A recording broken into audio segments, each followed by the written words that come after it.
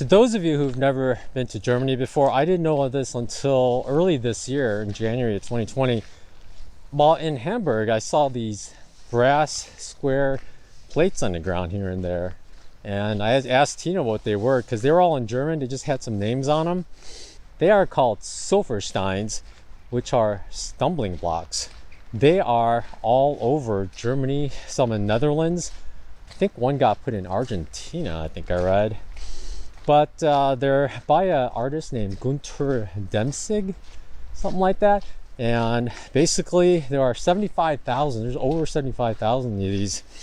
And they're basically remembrances of, I guess, I don't know if they're all Jewish, but they're basically remembrances of people that were basically victimized by the Nazi regime. So largely they are Jewish people that used to live here. And what they'll have, there's one per person. They'll have a name. They're usually placed in front of their last known voluntary residence because they were forced out usually after that. And they'll have a short thing about where they went. Like I saw two that said they fled to Uruguay, and then one person lived. They didn't have a finisher. But there, like in Hamburg, we saw several where it has a name, when they were removed, and then what camps they were, and then what camp they died at. It's quite sad, and I didn't even know about these. Yeah, they started in 1992 by that artist, and in Emden, they started doing it in 2012. And I guess he or one of his assistants puts them all in himself, or themselves, and he was here several times installing them. But they're all over. What's truly sad is when you go by a house and you see just like 9 of them, just whole families removed. But I'm gonna walk around and try to find some of the more memorable ones I have seen, as well as right now we're living on a street called Max Windmüllerstraße. So we are, that's actually a real person, and he has a stumbling block as well. So we'll go find that, and I'll show them all out to you. I found these are the Windmüllers. This one, you can see it's Auschwitz is the ending spot. Mortet, I'm guessing that's death. I'll have to get home and get on Google Translate to see what all these other things mean. But I guess one fled to Holland, but they're all the same family. It's interesting how a couple wound up here, a couple wound up here. Flucht is flight, when they escaped. Now if I'm thinking it over right, they fled here in 1933 to Holland, but of course Holland got taken over by Germany, and then they were deported in 1942, and then they died March of 1943. It's quite sad, and there are 7 of them right here, all used to live in one spot.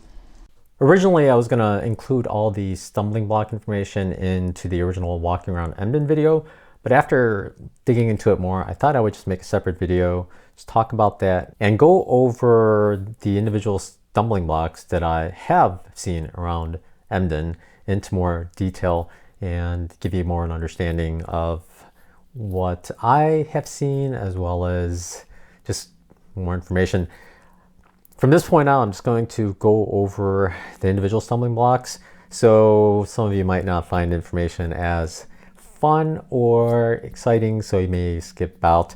So I guess the gist of it you got, and hopefully you appreciate what they mean, as well as if you come here in the future, you will understand what they're there for, as well as maybe be able to read some of it without even knowing German really.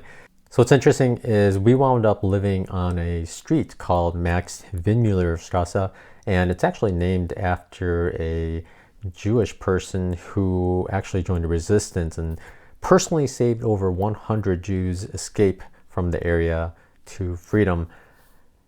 He was part of a group called the WWII group, and they saved, I think it was somewhere just under 400 people altogether.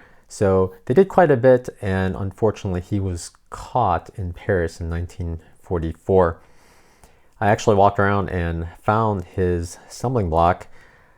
Emden does have a map of all the stumbling blocks in the city, so you can kind of look through.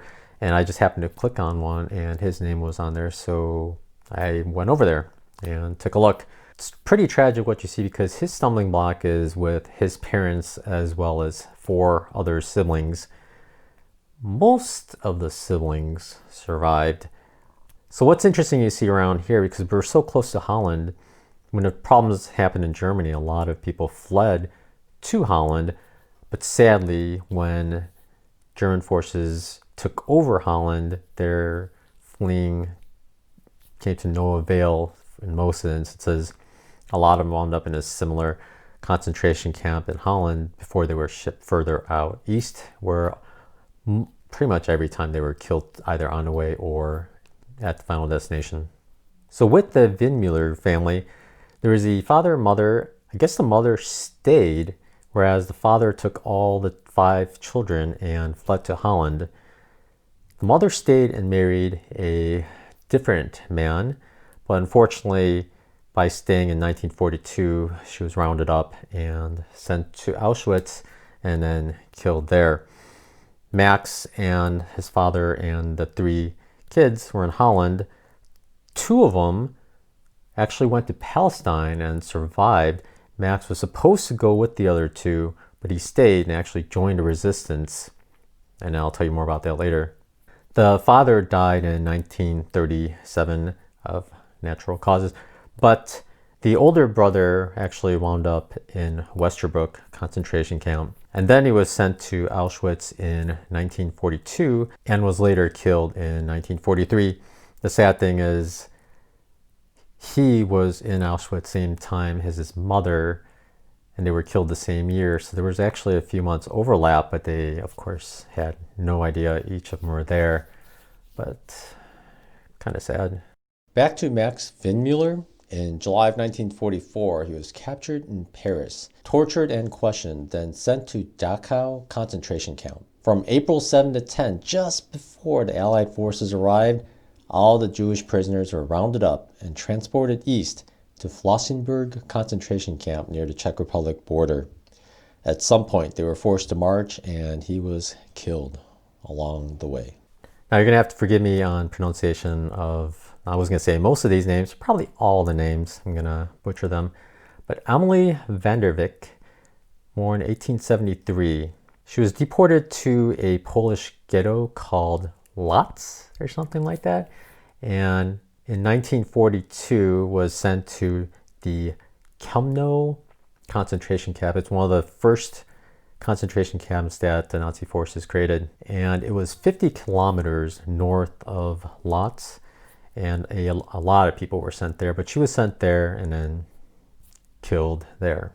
His title is Simon Sachs. He fled in 1939 to Holland, like a lot of people did, but unfortunately, he was gathered up, sent to Westerbork. In 1943, he was sent to Sobibor concentration camp in Poland, and he was killed there. I found 2 sets of Visser family stumbling blocks. They're probably related, I'm not exactly sure, but they're at different houses. So let's go over some of those. There's Rebecca and Pauline Visser.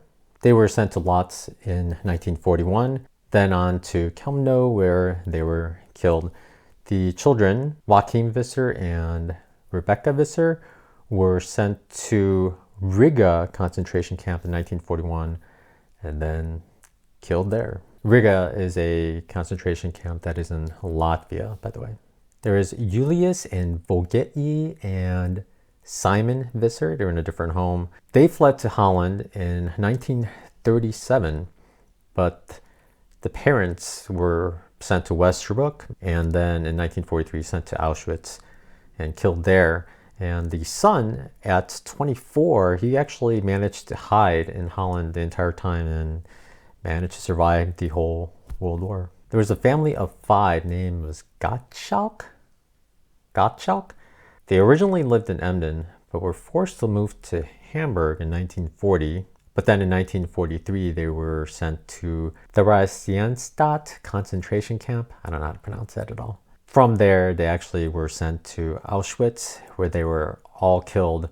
It's sad is you see the father and the two male children, the two boys, were killed on the same day, and then the mother and the daughter were killed on the same day as well, apart. So it looked like they separated them by their genders and then killed them all together. I think a really sad one is Solomon and Mettel Igler and their 5 children. You walk around and you just see 7 blocks just taking up the sidewalk. And I walked by a couple times before and I noticed there were a lot, but I really didn't delve into it. So I've been taking pictures of any I see, and then I go translate, and I actually go into the Emden website and read their biography. It's quite sad. They had a daughter that was the second daughter. It seemed like she had some kind of mental disabilities. So in 1935, at 7 years old, the daughter was sent to a psychiatric hospital in Holland at the time. So this is before any real uprising happened. But they probably thought they were safe. But unfortunately, on January 21st, 1943, Nazi forces took all 1,000 patients and 50 nurses, rounded it all up, and sent them all to Auschwitz, and they were just immediately killed as soon as they arrived. It's crazy that I knew how they felt about disabilities, but like all the nurses as well. But I'm guessing most of them are Jewish, but quite sad. The father actually used to live in Poland. So at some point, they basically gathered up all the Polish people. So in 1938, Nazi forces gathered them all up and sent them to a ghetto called Bęcin, something like that, in Poland, just on the border, to live there. What's amazing is the father somehow managed to get a visa to go to the United States. So he actually managed to get to Holland and then fled to the United States and tried to get the rest of his family back. His wife remained with the 4 other children. And from Bęcin, though, they were sent to the Lodz ghetto, and then they were all sent to the Chełmno concentration camp, where they were all killed on the same day.